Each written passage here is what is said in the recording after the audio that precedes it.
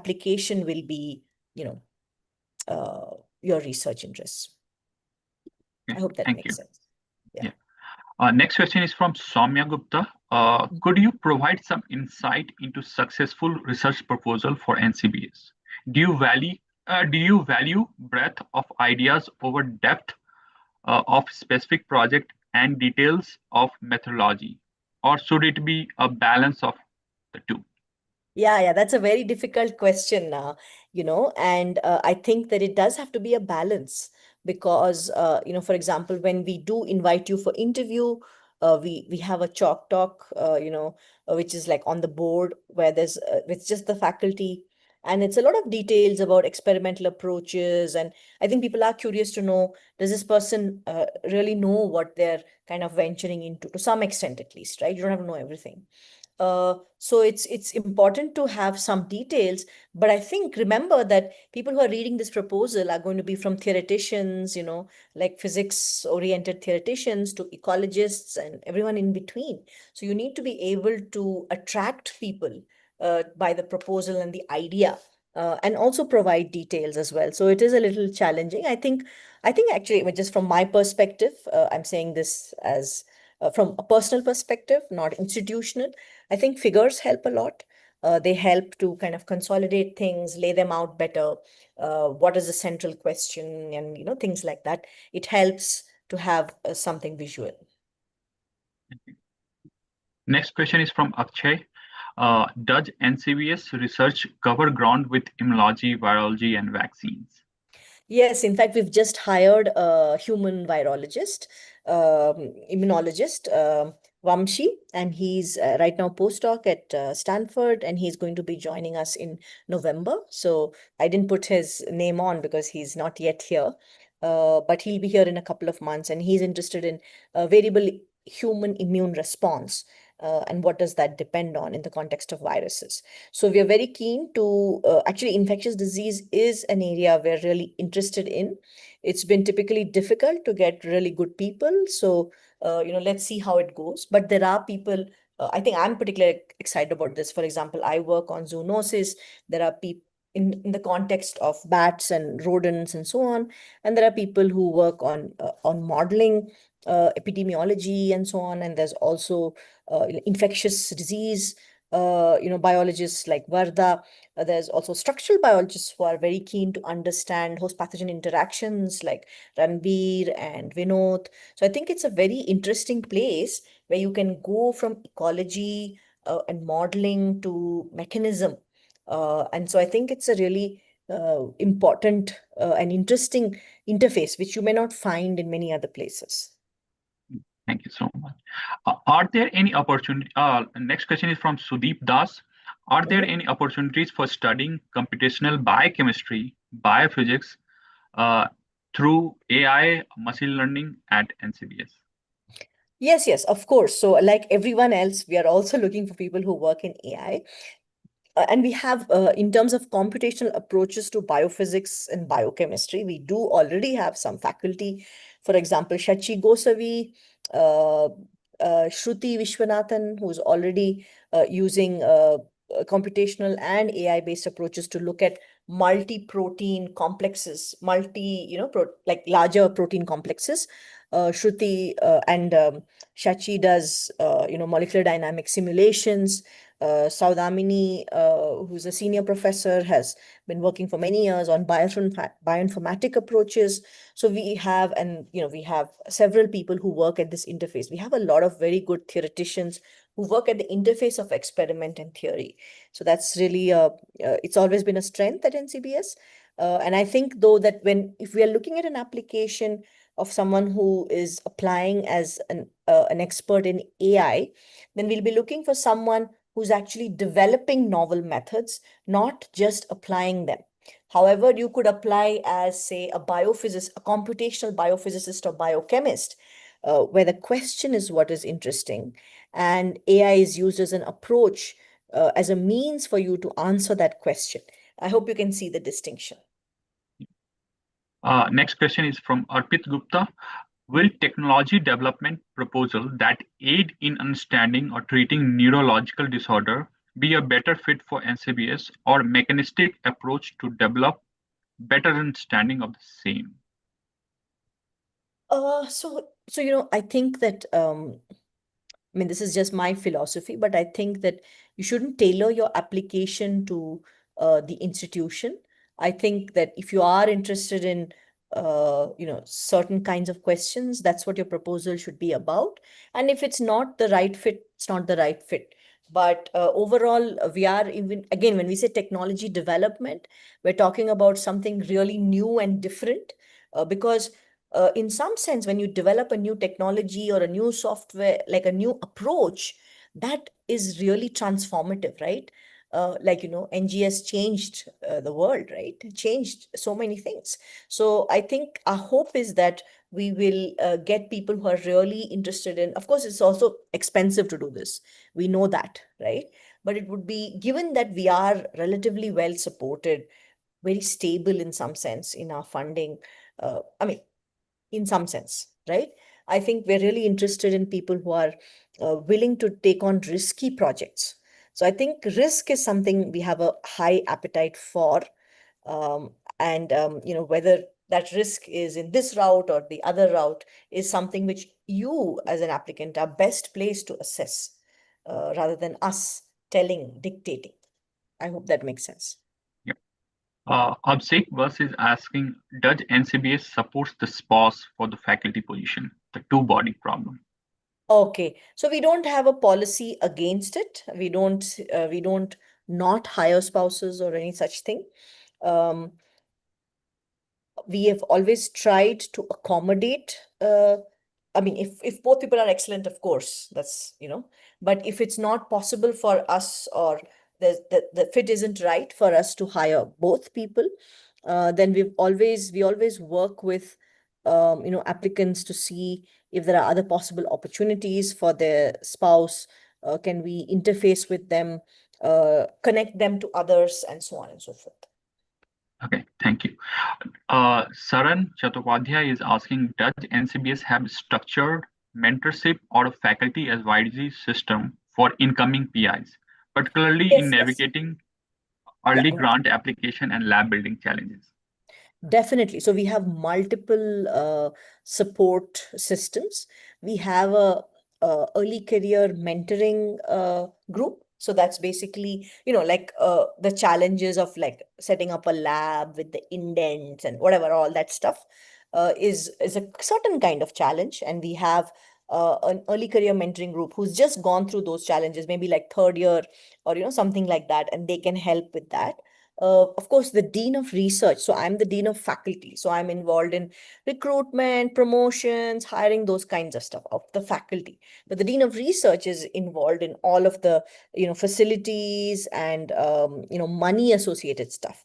So the discussion of things like startup, what equipments you need, what space you need starts before you arrive with the dean of research, of course, in loop with the dean of faculty, so that the transition can be as smooth as possible, and you can get going as soon as possible. We have a very active and really helpful research and development office that supports applications for grants, and they remind you when a grant is coming up. And I have to say, I think it's really important to apply for grants early on, because when you're starting, people fund you for your potential. Then after that, they start looking for what you've actually done. So it's really good to apply early on, because based on potential, you will get successful applications, and then you just kind of get into the system and get used to it. Apart from this, we also have a tenure advisory committee that includes the dean of faculty, the director, NCBS, and one nominee which you can propose as the starting faculty.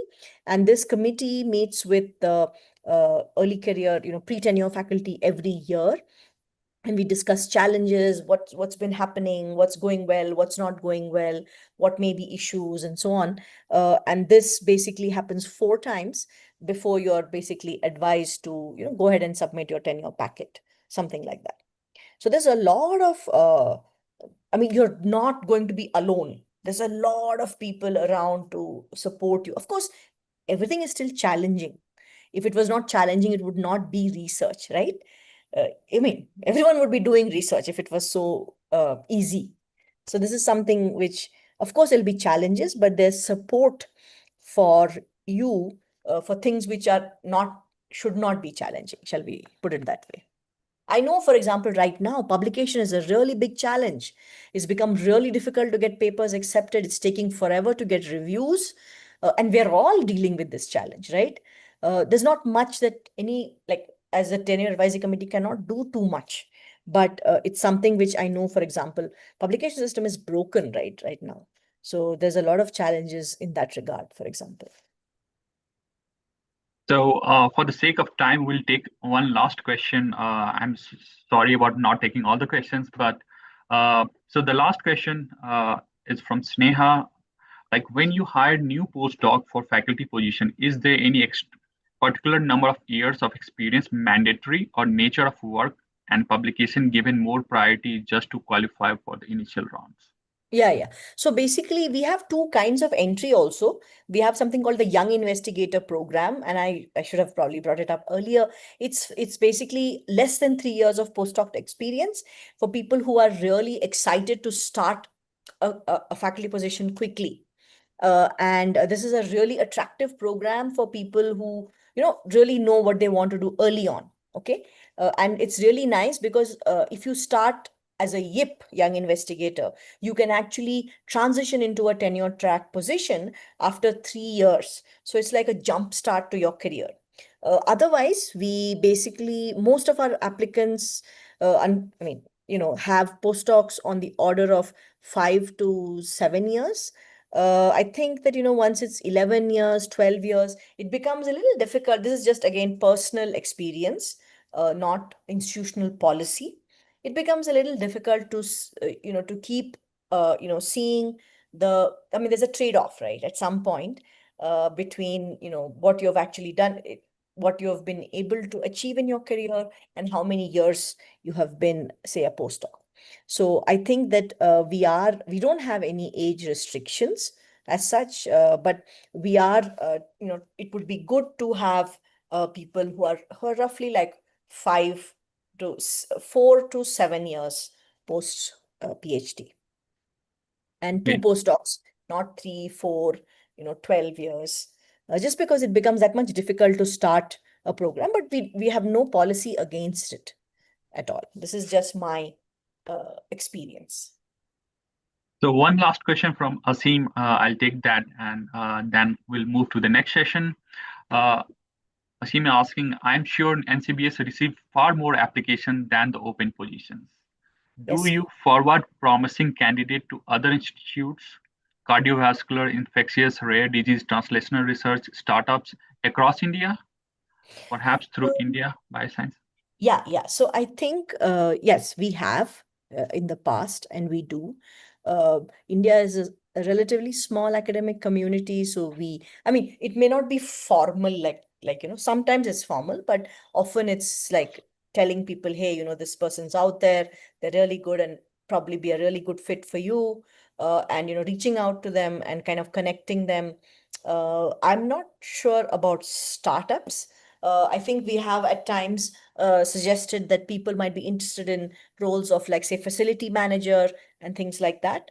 But yes, we are taking these applications seriously. I personally look at every single application. I'm the first, like, desk editor types. So I personally look at every single application and then request comments from my colleagues. And so I just really want to communicate it's a democratic process. It's not really like, oh, Uma likes X and so X is in. It's not like that at all.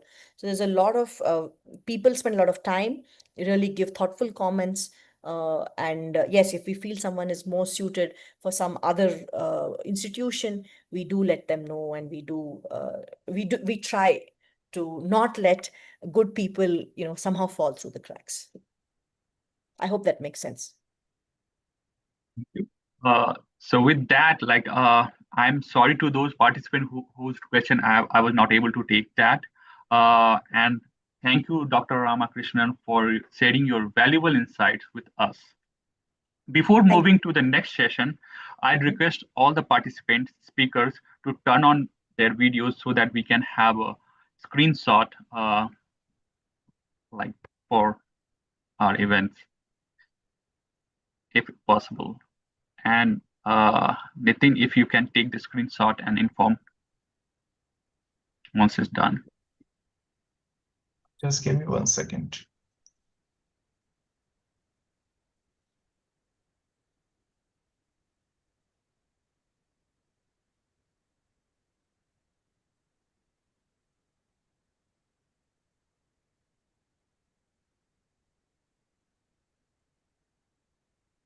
One.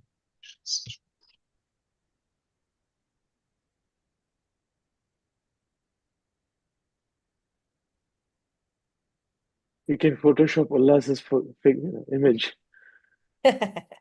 from 20 years ago. Who is screen? Yeah, that's good. Thank you. Thank you so much. It's done. Yeah. Thank you. So now we'll move to our next session, making the shift transitioning from USA to India, India's thriving industry, which will be moderated by Dipavnita and Jitesh. So with that, I'd invite them to take over and lead the session. Thank you. Thank you, Sujit. Hello, everyone. I'm Dipanvita, and I'll be moderating this session on behalf of SciROI. Before we go ahead, I request all participants to please send your questions through chat, which we will take up after our speakers are done with their presentations.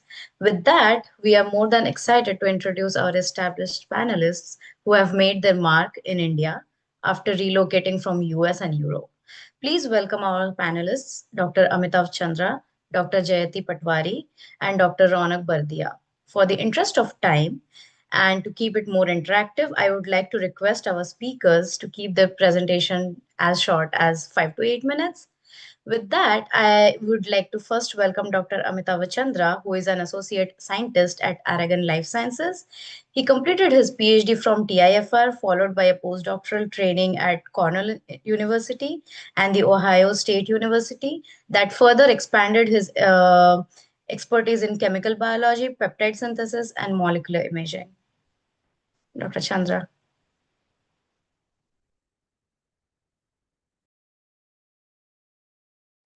You're muted.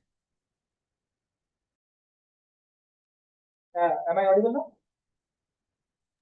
Yes. Okay. Thank you so much, Nivanita, for introducing me, and thanks, SciROI, for giving me this opportunity to talk about myself, my experience of transitioning from the US program to the industry. I'll be happy to, address questions and whatever I know, whatever experience that I have gained so far, and my future insights. Dr. Chandra, sorry to interrupt you. The audio is not quite clear. Can you just increase the volume or just? Is it better now? Yes, but it's echoing. So. Okay. Just yeah. give me a little time. Sorry for the interruption.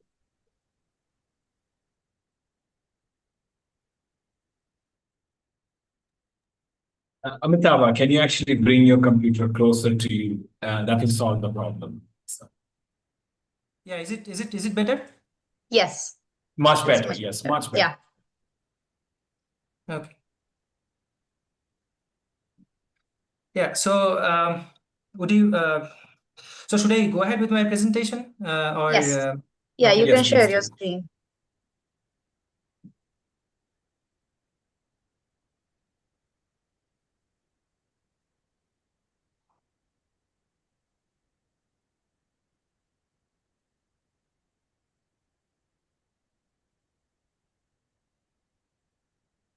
Okay, hope the screen is visible. Yes. Yes. Yes. You can now put it on the presentation mode and you get it to go.